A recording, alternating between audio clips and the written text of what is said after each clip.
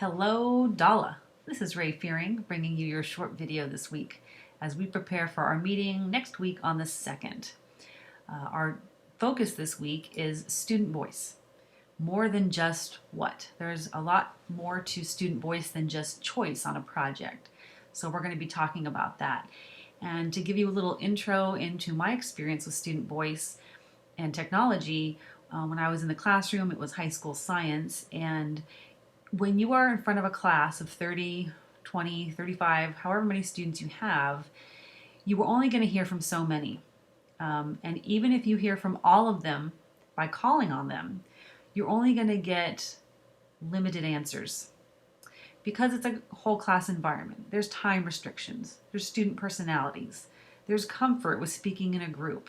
So we know that a teacher in a room of kids trying to get everyone to be involved and engaged and share their thoughts and thinking and ideas is difficult.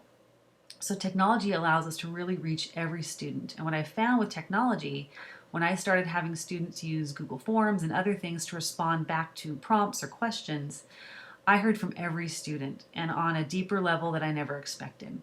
So that is our focus for the week, how to give every student a voice and hear from even our quietest students in the classroom. So to do a little background on student voice, we have an article for you to read. It's called Learning from Students by Joshua Block, and it's an article on Edutopia's blog. I'd like you to take a few minutes and read that. And then after you're done reading the article, there is a list of resources for you to take a look at. So this resource list is from Edutopia also, and it lists 5 or 6 things. You can pick one of them. I think 5 of them are links to a resource, and then the 6th link is a list to a bunch of resources. So pick one, just one, and review it from the 6 they list there.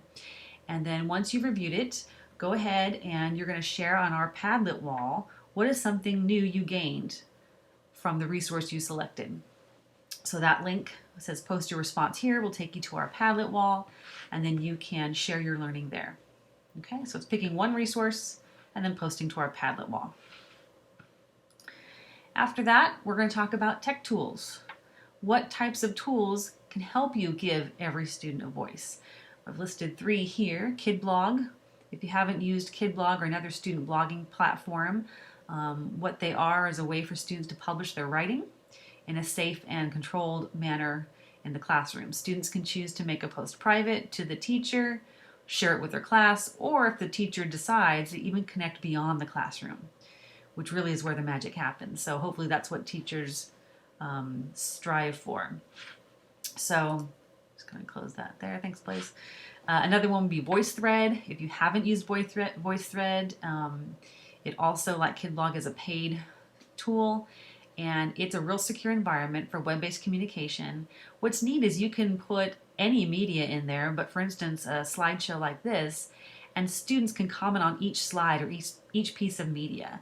So it gives the option for both audio and text communication, but is very powerful because it's an online collaborative space where students are safe to respond.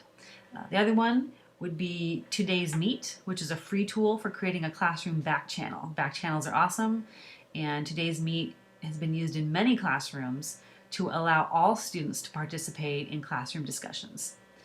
So what you're going to do then is select another tool that you think would add to this list, and you're going to add it to our collaborative list.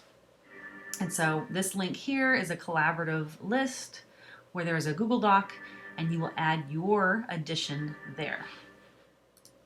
If you would like to extend your learning, you can read this article. This is not required, but if you're interested, it's about establishing a culture of student voice.